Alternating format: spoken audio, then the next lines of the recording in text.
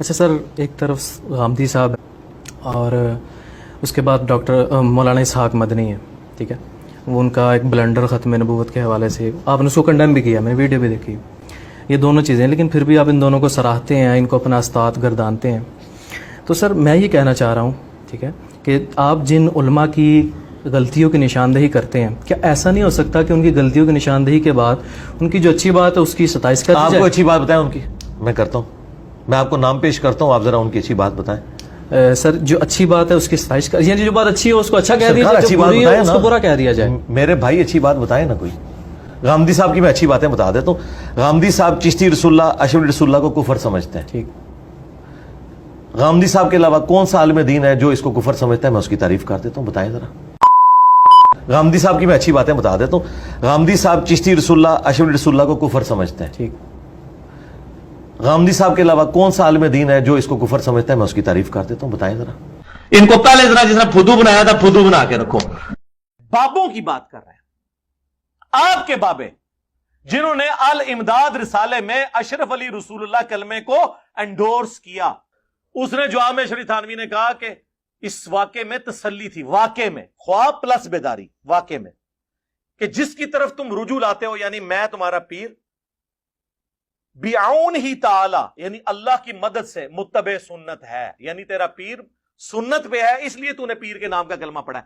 ہم اس بیچارے کو تو کہہ کچھ نہیں رہے، ہم بابی کو نہیں کہہ رہے، بابے کو کہہ رہے ہیں.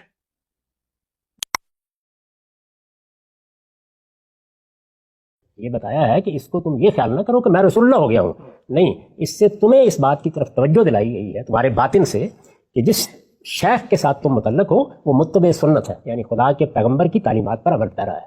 یہ بات ہے، بڑی حکیمانہ بات ہے، اس کا اپنا ایک مقام ہے. میں اس سارے تصور سے اختلاف رکھتا ہوں، لیکن یہ اختلاف کو بیان کرنے کا موقع نہیں، سمجھانا یہ مقصود ہے کہ جب آپ کسی چیز پہ تنقید کریں تو پہلے اس کو بالکل صحیح جگہ پر رکھ کر بتائیں وہ چیز کہاں کی. جب کوئی آدمی نہ اس بات سے واقف ہے، نہ یہ جانتا ہے کہ یہ صوفیانہ تعبیر کس طرح کام کرتی ہے، نہ اسے معلوم ہے کہ اس میں تصور شیخ کا مقام کیا ہے، نہ وہ دین کے ساتھ اس تعبیر میں اس کے تعلق کو سمجھتا ہے، تو وہ اس چیز کو استخفاف کا نشانہ بنا لے گا، اس کو گستاخی قرار دے دے گا، یہ خیال کرے گا کہ مولانا تو رسول اللہ بن گئے ہیں، ان میں سے کچھ بھی نہیں ہوا، کچھ بھی نہیں ہوا. تو اس میں تعبیر کی طرف توجہ دلائی جاتی ہے، تو انہوں نے تعبیر کی طرف توجہ دلائی ہے. ہم اس بیچارے کو تو کہہ کچھ نہیں رہے، ہم بابی کو نہیں کہہ رہے، بابے کو کہہ رہے ہیں.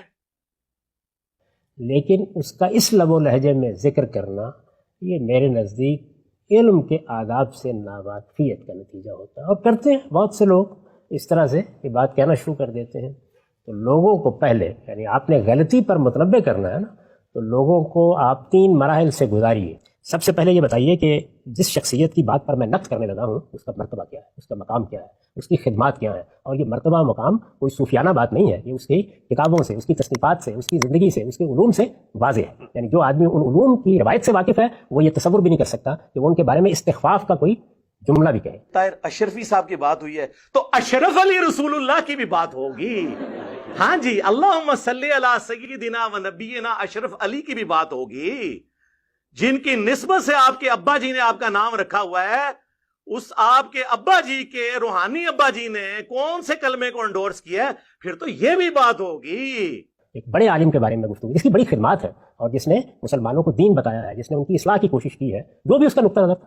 یعنی مولانا اشرف علی تھانوی کے نقطہ نظر میں 10 باتوں پر مجھے اختلاف ہو سکتا ہے، لیکن پہلے مجھے یہ بتانا چاہیے اپنے مخاطبین کو کہ یہ اس عظمت کا آدمی ہے جس کے بارے میں بات کرنے لگا ہوں، تاکہ وہ اپنی روایت کی عظمتوں سے واقف بھی رہیں اور انہیں معلوم بھی ہو کہ یہ اس طرح کی چیز نہیں ہے کہ ہر آنے والا جب چاہے آ کے استہزاء اور استخفاف کا نشانہ بنا لے.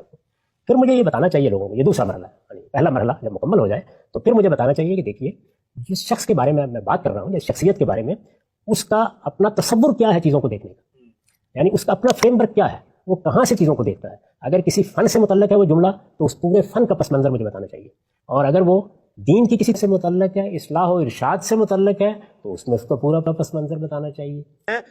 بابے تے شاہی کوئی نہیں، بابے تے شاہی کوئی نہیں، کدی توسل اندرے ہو سانو بابیاں دی. پھر عرض کر دوں کہ مولانا اشرف علی تھانوی کا نام لیتے وقت ہمارا سر جھکنا چاہیے ادب کے ساتھ. آپ کے بابے جنہوں نے الامداد رسالے میں اشرف علی رسول اللہ کلمے کو انڈورس کیا. جب کوئی آدمی نہ اس بات سے واقف ہے، نہ یہ جانتا ہے کہ یہ صوفیانہ تعبیر کس طرح کام کرتی ہے، نہ اسے معلوم ہے کہ اس میں تصور شیخ کا مقام کیا ہے، ना वो दीन के साथ उस ताबीर में इसके ताल्लुक को समझता है, तो वो इस चीज़ को इस्तिख्फाफ का निशाना बना लेगा, इसको गुस्ताखी करार दे देगा, ये ख्याल करेगा कि मौलाना तो रसूलुल्लाह बन गए हैं। इनमें से कुछ भी नहीं हुआ। गामदी साहब की मैं अच्छी बातें बता देता हूँ। गामदी साहब चिश्ती रसूलुल्लाह, अशरफी रसूलुल्लाह को कुफर समझते हैं। ठीक। गामदी साहब के अलावा कौन सा आलिम दीन है जो इसको कुफर समझता है? मैं उसकी तारीफ कर देता हूँ, बताएं जरा।